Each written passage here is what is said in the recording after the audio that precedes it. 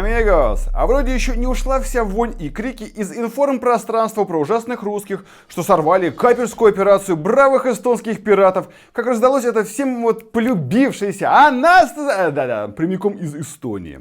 Маркус Цехна! Но это, видимо, чтобы не путали с Целипой и Цедубом. Так вот, тот же глава МИД Эстонии, что пару дней назад рассказывал, что досмотр судов в своих территориальных водах является базой морского права, а касаемо захватов в нейтральных, то как бы не захват, а лишь заброс лоцмана на судно, при поддержке спецназа, чтобы он помог кораблику во внутренние воды попасть, где его можно будет захватить, и это не является пиратством, понимать надо. А тут так опаньки и потекли слюни по микрофону. Эти русские пираты, злодеи, захватили наш прекрасный танкер с нашими нефтепродуктами и прочими земельными радостями в своих территориальных водах. Это возмутительно, это акт агрессии. И это говорит, что Россия продолжает вести себя непредсказуемо. И не смейте сопоставлять наше прекрасное каперство в нейтральных водах с подлейшим захватом, пиратским захватом нашего корабля в российских территориальных водах. Это другое. И тут как бы не поспоришь. Ведь ожидать кучу дерьма под дверью от прибалтийского хоровичка это более чем предсказуемо. А вот ответная реакция России, это, ядрите, кто бы мог подумать, а даже допустить, что в эти игры можно играть вдвоем. Но, друзья, умиляет не сам факт произошедшего. Это было более чем прозрачно для всех, пожалуй, вообще для всех, кроме Эстонии. А то, что эти гении решили захватывать российские суда, при том, что эстонские танкеры из основного экспортного порта ходят именно через российские территориальные воды и в количестве около 30 штук в месяц. И речь именно о высокотоннажных судах с глубокой осадкой. Как бы перевозящие нефть или, как в этот раз, сланцевое масло. И используют они российские воды, так как у русских водичка глубже и небо голубее. А в Эстонии мелководье и отмели, преодоление которых это лоцманы, удачи и вообще как фишка ляжет.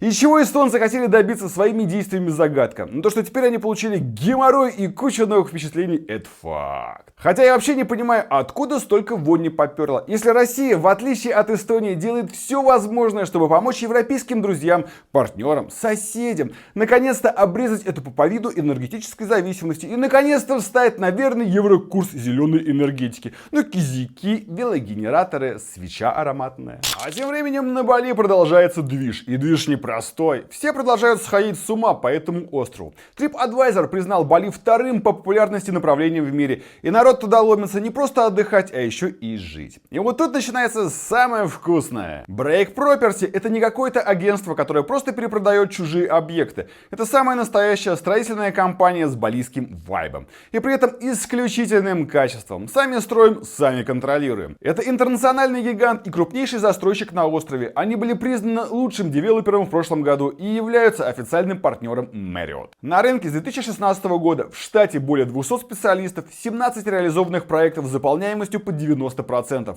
В продаже имеются как апартаменты от 90 тысяч долларов, так и большие виллы. И все с минимальным первоначальным взносом и рассрочкой до 30 месяцев. Страхование от Цюрих как на этапе стройки, так и после. Гарантии на некоторые объекты до 25 лет. Вокруг каждого объекта развита инфраструктура. Бассейны, сады, рестораны, коворкинги и знаменитые балийские спа. А из окон потрясающие виды на океан, горы и рисовые поля. На выходе доходность от 15% годовых в долларах. В каких-то объектах и все 20%. И для подписчиков канала скидки на услуги управляющей компании Break и минус 5% от первого взноса. Платите не 30%, а 25%. И начинаете зарабатывать на аренде уже сейчас. Предложение ограничено. Оставляйте заявку по ссылке в описании или QR-коду на экране и получите подробный каталог проектов и условий инвестиций прямо сейчас. Но не мне судить эстонские власти и тех людей, которые туда попадают. Тем более выходцы из этой прекрасной республики и так умудряются ловить свои минуты славы. И да, я Кая Каллас. И признание ее гения в Европарламенте. И да, это тот самый редкий случай, когда я понимал, что мне до таких формулировок еще далеко. Я ожигал евродепутат из Германии Мартин Зоннеборн. И сегодня нашечка Кая Каллас хочет побеседовать о Кубе Либре. А у нас тут спикер есть, и сейчас будет полнейший разъем. Что-то точно будет.